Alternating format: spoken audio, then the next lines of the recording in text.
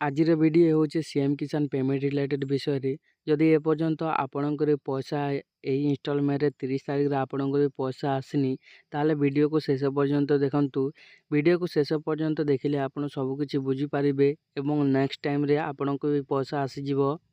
ଏଇଟା ମୁଁ 100% ଗ୍ୟାରେଣ୍ଟି ଦେଇକି କହୁଛି। ଭିଡ଼ିଓକୁ ଶେଷ ପର୍ଯ୍ୟନ୍ତ ଦେଖିଲେ ଆପଣଙ୍କର କ'ଣ ମିଷ୍ଟେକ୍ ଅଛି ସେଇଟା ଆପଣ ବୁଝିପାରିବେ ଏବଂ ନେକ୍ସଟ ଟାଇମ୍ରେ ଆପଣଙ୍କର ପଇସା ସିଓର ଆସିବ। ଏଇଟା ମୁଁ ଗ୍ୟାରେଣ୍ଟି ଦେଇକି କହୁଛି।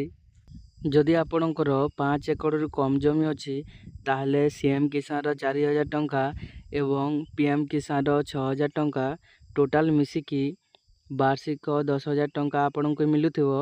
ଏବଂ ଯେଉଁମାନଙ୍କର 5 ଏକରରୁ ଅଧିକା ଜମି ଅଛି, ସେମାନେ କେବଳ ପିଏମ୍ କିଷାନ ଟଙ୍କା 6000 ଟଙ୍କା ପାଉଥିବେ। ଏଇଟା ତ ଆପଣ ବୁଝିପାରିଲେ। ଏବଂ ଯେଉଁମାନେ ଭୂମିହୀନ ଅଛନ୍ତି, ସେମାନଙ୍କୁ କେବଳ ବାର୍ଷିକ 12,500 ଟଙ୍କା ମିଳୁଥିବ। ଏଇଟା ଯେଉଁମାନେ ଭୂମିହୀନ ସେମାନଙ୍କୁ କେବଳ ୱାନ୍ ଟାଇମ୍ ମିଳିବ। ଏଇଟା ତ କ୍ଲିଅର୍ ହେଇଗଲା। ତାପରେ ଦେଖନ୍ତୁ ଆପଣ କ'ଣ ମିଷ୍ଟେକ୍ ଅଛି, ସେଥିପାଇଁ ଆପଣଙ୍କର ପଇସା ଆସିନି ସେ ବିଷୟରେ ଟିକେ ବୁଝିବା। ପ୍ରଥମେ ତ ଆପଣଙ୍କର ଆପ୍ଲିକେସନ୍ ଷ୍ଟାଟସ୍ ଚେକ୍ କରିବେ। ଆପ୍ଲିକେସନ୍ ଷ୍ଟାଟସ୍ ଚେକ୍ କଲା ପରେ ଆପଣଙ୍କର ଡିବିଟି ଲିଙ୍କ୍ ଅଛି କି ନାହିଁ ସେ ବିଷୟରେ ଜାଣିବା। ତ ପ୍ରଥମେ ଆପ୍ଲିକେସନ୍ ଆମର ଷ୍ଟାଟସ୍ ଚେକ୍ କରିବାକୁ ହେଲେ ଚେକ୍ ଷ୍ଟାଟସ୍ ଉପରେ କ୍ଲିକ୍ କରିବେ। ତାପରେ ଏଇଠି ଆପଣଙ୍କର ଆଧାର ନମ୍ବର ଦେବେ। ଆଧାର ନମ୍ବର ଦେଲା ପରେ ଶୋ ଉପରେ କ୍ଲିକ୍ କରିବେ। ମୁଁ ଆପ୍ଲିକେସନ୍ ଷ୍ଟାଟସ୍ ଶୋ କରିକି ଆପଣମାନଙ୍କୁ ଦେଖାଉଛି। ଏଠି ଦେଖିପାରୁଥିବେ, ଏଠି ସବୁ କମ୍ପ୍ଲିଟ୍ ଲେଖିକି ଆସୁଛି।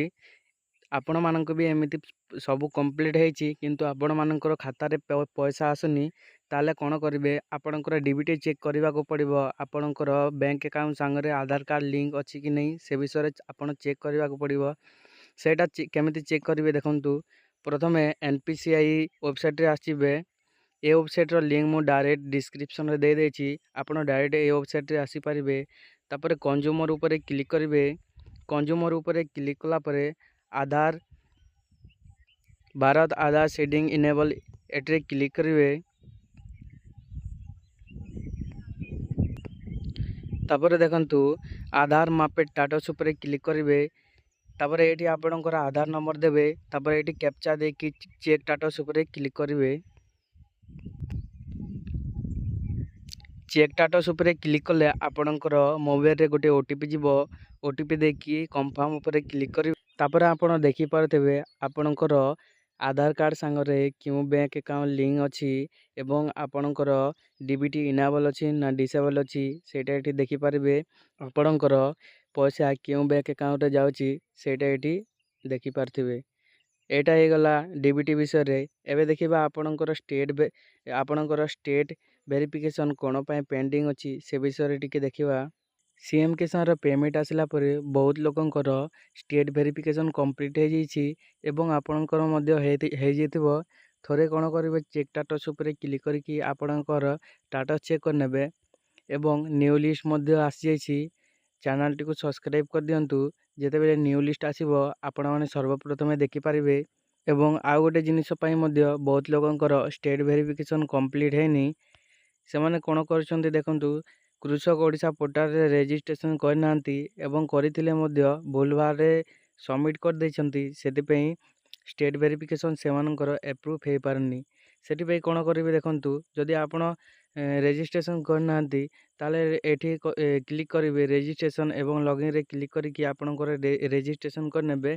ଏବଂ ଆପଣ ଯଦି ରେଜିଷ୍ଟ୍ରେସନ୍ ଅଲରେଡ଼ି କରିଯାଇଛନ୍ତି ତାହେଲେ ନୋ ୟୋର୍ ଷ୍ଟାଟସ୍ ଉପରେ କ୍ଲିକ୍ କରିକି ଆପଣଙ୍କର ଷ୍ଟାଟସ୍ ଚେକ୍ କରିପାରିବେ। ମୁଁ ମୋର ଷ୍ଟାଟସ୍ ଚେକ୍ କରିକି ଆପଣମାନଙ୍କୁ ଦେଖାଉଛି।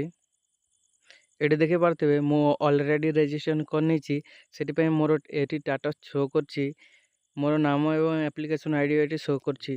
ନେକ୍ସଟ ଭିଡ଼ିଓରେ ଆପଣମାନଙ୍କୁ କେମିତି କୃଷକ ଓଡ଼ିଶା ପୋର୍ଟାଲରେ ରେଜିଷ୍ଟ୍ରେସନ୍ କରିବେ ସେ ବିଷୟରେ ମୁଁ ଗୋଟେ ଭିଡ଼ିଓ ଆଣିକି ଆସିବି। ଯଦି ଚ୍ୟାନେଲଟିକୁ ସବସ୍କ୍ରାଇବ୍ କରିନାହାନ୍ତି ତାହେଲେ ସବସ୍କ୍ରାଇବ୍ କରିକି ରଖନ୍ତୁ। ଯଦି ଆପଣମାନଙ୍କୁ ଭିଡ଼ିଓ ଭଲ ଲାଗିଲା ତାହେଲେ ଲାଇକ୍ କରନ୍ତୁ। ଭିଡ଼ିଓକୁ ଶେଷ ପର୍ଯ୍ୟନ୍ତ ଦେଖିଥିବାରୁ ବହୁତ ବହୁତ ଧନ୍ୟବାଦ।